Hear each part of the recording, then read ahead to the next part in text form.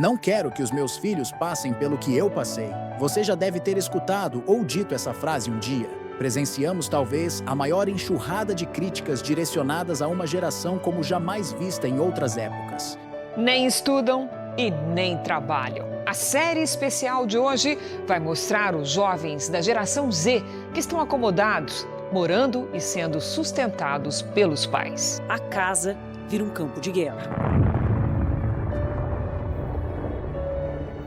Os jovens Z têm enfrentado preconceitos para ingressar no mercado de trabalho. A geração Z se tornou um símbolo recorrente de tudo que é considerado frágil, ansioso, imediatista e emocionalmente instável. E poucas vezes se observou tamanha unanimidade crítica. Mas será que essa tempestade geracional é mesmo tão inédita? Ou apenas mais visível por causa da hiperexposição digital? E será que ela é justa?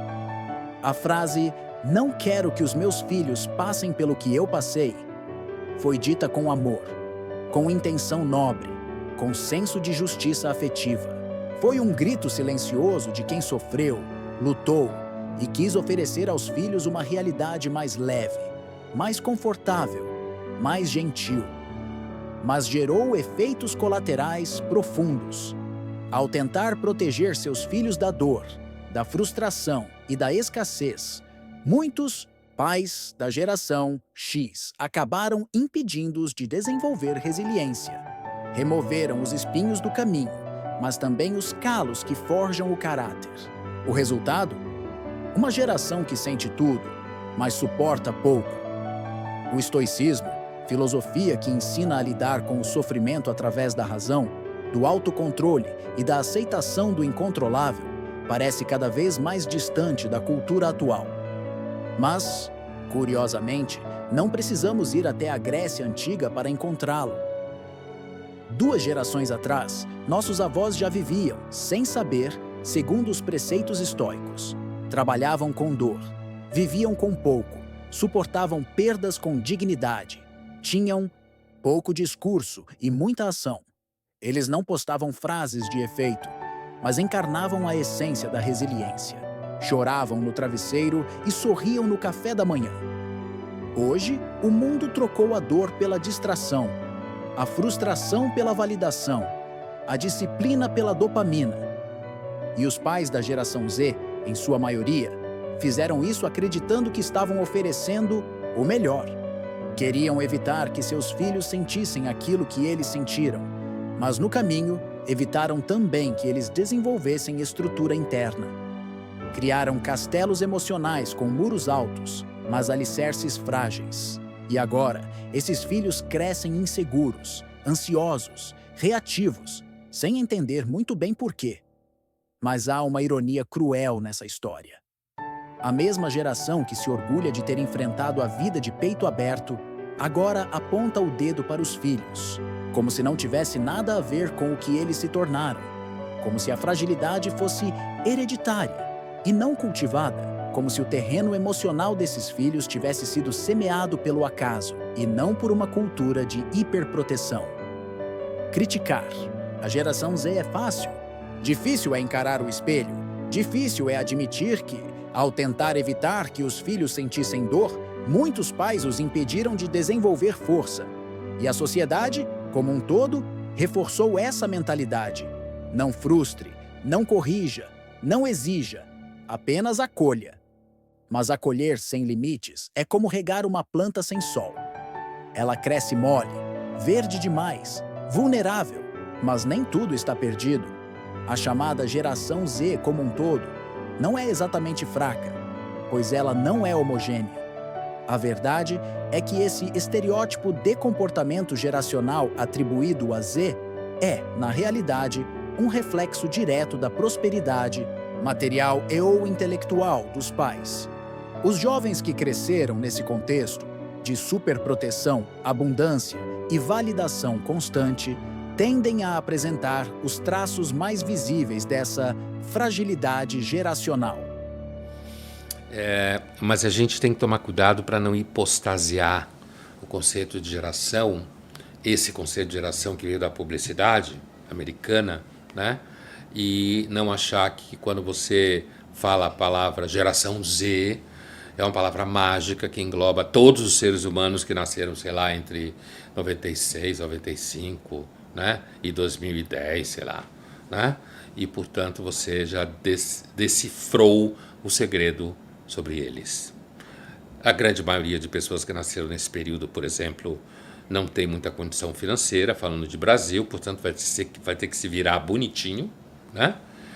Não vai ficar como os filhinhos de papai que chegam na universidade e reclamam, dizendo: isso me ofende, Shakespeare me ofende. O que importa? E aqui cabe uma observação que converge para a mesma percepção. Na década de 80, já havia crianças e adolescentes com comportamentos idênticos à da geração Z, crianças mimadas e que muitas vezes eram filhos únicos, ou caçulas de 2 ou mais irmãos, ou filhos de pais separados. Em todos esses casos, já se observava na criação deles essa superproteção dos pais sobre seus filhos. Por outro lado, há uma parcela significativa de jovens, nascidos no mesmo recorte temporal da Z, mas criados em ambientes mais rochosos, seja por pais sem esse acúmulo de prosperidade que não puderam dar a vida que eles gostariam aos filhos, seja por pais que já entendiam que simular uma vida frustrante aos seus filhos em casa seria o melhor presente que poderiam proporcionar a eles. E esses meninos e meninas privilegiados apresentam comportamentos muito mais próximos da geração X raiz. Vamos chamá-los aqui de geração Z+. Essa parcela de indivíduos herdou os benefícios e as comodidades criadas pelas gerações anteriores, como a infraestrutura tecnológica, cultural e material, mas somadas a uma formação mais firme e uma base emocional mais robusta. São jovens que, mesmo tendo nascido na era do toque digital e da conexão instantânea, também aprenderam a lidar com a frustração, com o não, com a espera. É possível que seja essa geração Z+, que venha a ditar os rumos da continuidade evolutiva da humanidade nas mais diversas áreas, com equilíbrio entre razão e sensibilidade, inovação e responsabilidade. São eles que podem ter o ferramental moderno e o estofo emocional necessários para não apenas sobreviver, mas reconstruir. E isso nos leva a um ponto ainda mais profundo. Talvez nunca tenhamos, de fato, compreendido o peso da forma de como criamos os nossos filhos. Talvez estejamos apenas agora despertando para a ideia de que educar é, acima de tudo, preparar alguém para a vida como ela é, e não como gostaríamos que fosse. E em algum momento, e aqui somos todos nós, de todas as gerações remanescentes, teremos que pacificar a forma de educar os próximos pirralhos fofuchos daqui para frente, de preferência olhando para a filosofia estoica, que nos lembra que a dor instrui, a frustração fortalece e que virtude vale mais que conforto. O estoicismo é uma filosofia que não promete invulnerabilidade, mas ensina a cair com dignidade, a levantar com clareza e a resistir ao impulso reativo. Ele transforma a dor em força silenciosa e a dúvida em autocontrole. Num mundo barulhento, essa serenidade é revolucionária. A solução não está em mais críticas, mas em mais reflexão. Em ensinar, com firmeza e empatia, que a vida é dura sim, mas você é mais duro se quiser ser. Que a dor educa, que a frustração constrói e que o verdadeiro crescimento exige desconforto. Que a força verdadeira não grita, apenas segue. Fica mais fácil de entender o tamanho do problema se os pais conseguirem imaginar que a vida e a sua realidade irão bater muito mais forte em seus filhos, quanto mais a educação deles forem adocicadas. Porque ninguém está realmente perdido quando entende que o mapa sempre esteve dentro de si. Só estava mal dobrado e talvez, ao invés de apontar o dedo, os pais e filhos precisem juntos olhar para o espelho e encarar, enfim, a responsabilidade mútua de ter chegado até aqui.